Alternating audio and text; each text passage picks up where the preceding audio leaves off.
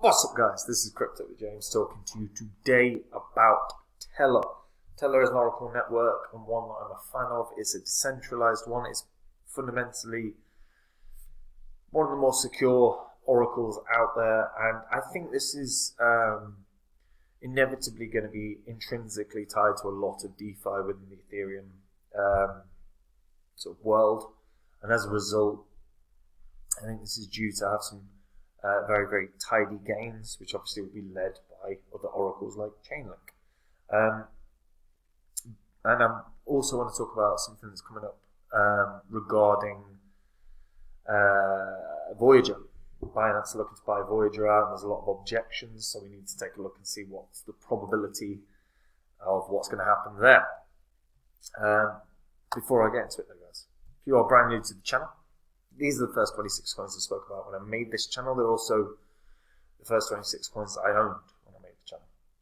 Had you put in just $100 into each of these coins when I released videos about them, and then you did everything wrong as an investor for 2 years after that, you ignored them, you never sold them, you just got on with your life, even doing everything wrong, you'd still be in profit for nearly $8 grand. That's doing absolutely everything wrong. But if you'd sold these coins last year like I did, but the market absolutely took off and they skyrocketed, $100 into each, a $2,600 investment, would have netted you a profit of 123 grand. Now, as I said, sold all these off last year. They're not what I own. If you want to see the coins that I own, you want to see my current portfolio, you can do. You can go to copymycrypto.com. On the site, I share my portfolio. I let the members know in real time anytime I buy or sell a coin. I release videos on a daily basis talking about the markets. We have tutorials set up for the members as well. We've got thousands of members, and a lot of them have never invested in anything. So these tutorials are step by step, guide you the way through. And then on top of that, guys, we have a history of success on the channel and on the site. Not least of which is Phantom. Phantom was a Udemy course I did in 2020 where I said it was titled The Best Cryptocurrency Investment of 2020. And it was all about Phantom. So it would 100x. Now, if you go back on any crypto YouTuber's channel, no one was talking about Phantom. Not for gains by any stretch of the imagination, let alone 100x gains or more, which is what I said. Now, if you'd have put $1 grand into Phantom, you'd have been able to buy a very nice house. $2 grand would have netted you 1.3 million from when I did the Udemy course to the high it reached last year. If you want to see the next big coin, if you want to find out about the next Phantom, then go over to the site, because when I find it, I'm not going to do a Udemy course like last time. I'm going to go to my site, I'm going to tell my members all about it, and I'm also going to tell them what gains I think it can have and what percentage of my money I'm putting in there. And they can copy along, make those gains. If you want to take the work out of crypto investing for yourself for the next year, then go over to the site now. And remember, everything on there can be verified on the YouTube channel's history. Okay, Tellor. Tellor has a tiny circulating supply, which I quite like. It's nice to see. We've seen so many trillion and quadrillion dollar coins, not dollar, but circulating supplies over the past couple of years. So a really small amount is quite nice to see. Tellor, if you're unfamiliar, is an Oracle-based project, part of the Polygon ecosystem, part of the Ethereum ecosystem, and has it been introduced to Harmony, and I believe it's on Genesis now as well. So if you're unfamiliar, Tellor is a decentralized Oracle protocol. The key thing about Tellor is obviously that it's truly decentralized. We have a lot of Oracle projects out there. Many of them are not decentralized. And oracles have been shown to be the most vulnerable part of crypto for the past few years. Anyone that wants to sort of talk about a bridge being hacked, that's effectively down to an oracle issue. And oracles basically update all off-chain data to make it on-chain. And Tellor's oracle supplies data can be requested and put on chain permissionlessly with data reporters competing for incentives on the Tellor token. And that's how it's rewarded with effectively incentives for data reporting. Now, by doing this, it means that they also disincentivize bad reports via disputes and slashing.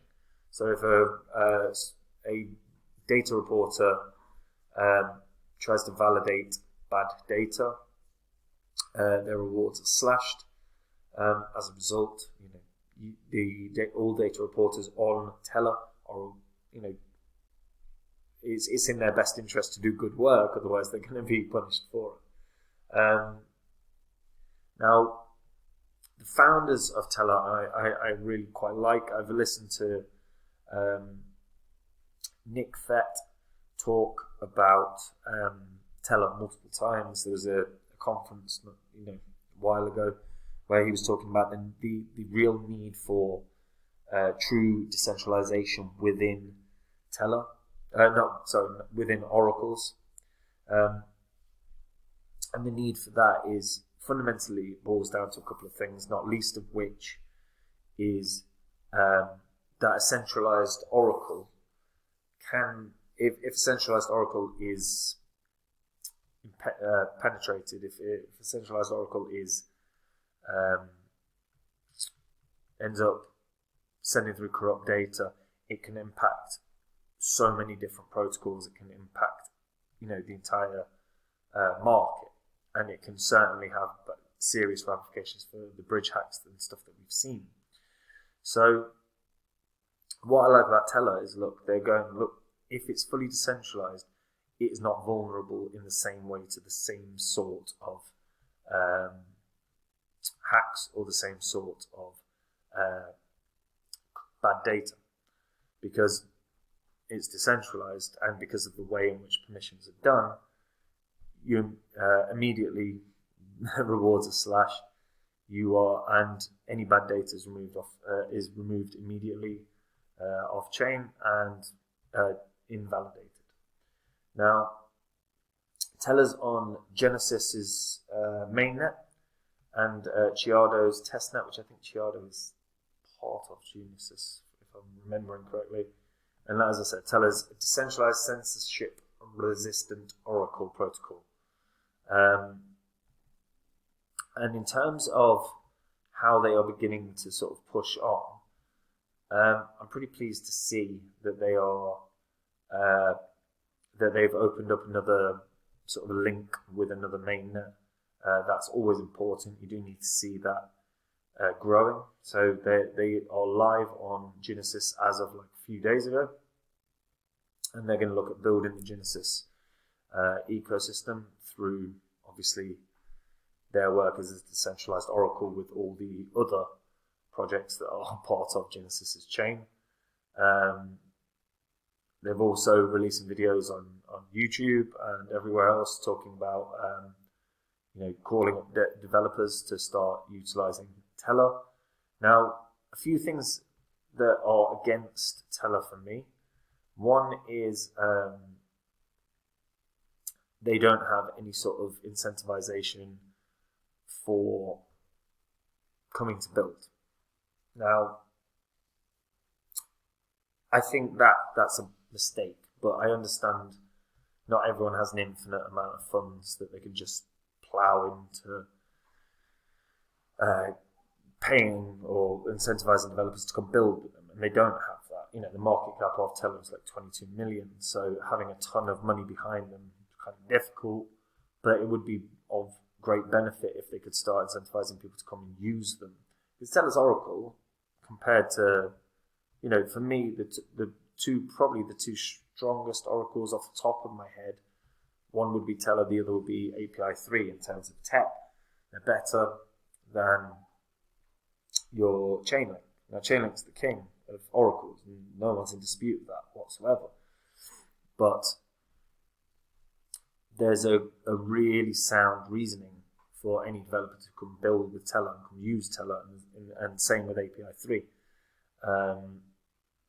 But They've not got incentivization mechanisms in place beyond if you're a data reporter. So developers aren't going to be flocking, and that will slow down growth, which would be a shame for something that I think is probably one of the stronger projects, especially a lower cap project like this. And Tellor are looking at Oracle implementation for Cadena as well. Again, that could be a really good step for Tellor in the right direction. Basically, if Tellor can begin or build partnerships providing the Oracle or providing the data reporting and the Oracle work for several layer ones, not just Ethereum and Polygon, but if you can get some layer 2s, and layer 1s in place, they've got a real shot of doing some serious growth. Now, it hit $150 or so last bull cycle. I wouldn't be surprised to see this rocking up at around 150, 160, because Oracle usage is only going to grow. One thing that people need to remember with regards to oracles is they are such a necessity, particularly within DeFi, and DeFi is only going to grow. The DeFi boom that we saw in 2020 and 2021 is the first of its kind. We're going to see another DeFi boom inevitably in the next bull cycle because of everything that happened with your FTXs and Celsius and BlockFi and Voyager, and so DeFi is going to have a pretty significant wave in the next bull cycle, and oracles are so vital to that. So oracles are going to grow along with DeFi. They're going to have that same sort of pump, and they'll probably have those pumps at within similar time frames. And I don't think we're going to see a bull cycle till 2024. So that means about a year of building positions in Tellor, potentially for people.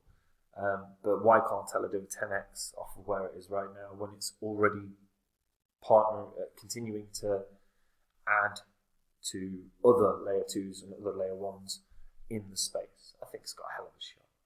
10x, effectively. I mean, it's not 10x, like 12x or so. It's $160. I think it can hit from where it is right now. It should be very achievable. I might be actually massively underestimating Tellor. But what do you guys think? Let me know in the comments down below. And if you are a returning viewer, hit the subscribe button. These videos will make you money, and the ones where I'm telling you about cryptos I don't like will save you money, so you don't want to miss it. And guys, if you want to see the coins I own right now, my current portfolio, you can go to Copy My Crypto. The link there's a link above me. There's a clickable link in the description. On the site, I share my portfolio, give the members real-time updates anytime I buy or sell a coin, release videos on a daily basis talking about the markets, have tutorials set up for beginners, and have a history of success that is here for you to see on YouTube, as well as the website. Everything on that website can be verified on the history of the YouTube channel. And guys, look, again, in 2020 there was not a single crypto YouTuber talking about Phantom. I dedicated a Udemy course, the only one I've ever made, to Phantom, saying it will 100x or more. And, spot on. And when I find the next Phantom, I'm going to go onto my site. Instead of doing a Udemy course like last time, I'm going to tell my members about the coin. I'm going to tell them what gains I think it can have and what percentage of my money I'm putting in. And they can copy along. They can make the same gains. It takes all the work out of it for them. If you're interested in getting on with your crypto investing, but you don't want to do all the research, you can go onto the site and see what I'm getting in on. And if you want to, you can copy along. Like I said, guys, the link is in the description. And last piece of news, guys. FTX are in opposition of the $1 billion Binance deal to buy up Voyager's assets. It's hilarious. So, Voyager has defended its $1 billion plan to sell assets to Binance.us, calling criticisms hypocrisy and chutzpah based on unverified speculation, 2 legal filings posted late Sunday night's show on CoinDesk. So the plan's been opposed by Alameda Research, the trading arm of FTX, as well as the SEC, the DOJ, and numerous state-level regulators, with a hearing due to be held at New York Bankruptcy Court tomorrow. Doubts expressed by the SEC along with financial regulators in New York, Texas, and Vermont, and the US trustee, the bankruptcy division of the DOJ, about whether Binance can afford the deal are misplaced, Voyager said, raising disclosure statement objections based on unsubstantiated, non-verified media reports, while ignoring the substantial information already made available to the objectors, is a naked attempt to undermine the Binance.us transaction and attack Binance.us, the filing added. An attempt by Alameda to oppose the deal on the grounds that it breaches the hierarchies of creditors set out in US bankruptcy law meets a still frosty reception, with Voyager saying that Alameda's objections evince hypocrisy and chutzpah at its finest and are frivolous. Voyager only entered into the Alameda FTX loan facility based on Alameda FTX's fraudulent and false representations. It added, saying FTX's own attempted purchase of Voyager was a last-ditch effort to mask the holes on its own balance sheet resulting from their apparent fraud. So, as always, look, just more stuff ticks on. Voyager, obviously, went bust with that high-interest stuff. Same principle as what happened with Celsius and BlockFi. I'm sure Binance.us will manage to get this deal over the line at some point. I don't think it will be necessarily this week. But, they'll buy up $1 billion worth of assets, and hopefully some of the Voyager users that were damaged by Voyager will get some of the funds back. We'll see. But yeah, the fact that Alameda and FTX are trying to step in. Unfortunately, as I said, and I said this the moment the FTX collapse happened, is we're going to be dealing with the ramifications of that for the next 2 years, at least. This isn't going to be a quick court case. This isn't going to be a quick fallout, because FTX and Alameda were so heavily entrenched in the markets. So we are going to see a lot of weirdness over the next couple of years. Just as always, guys, start reminder: don't leave all your funds on crypto exchanges, or to be honest, any funds on crypto exchanges. It puts you at risk. And that's it for me, guys. Hope you're all keeping well. Take it easy.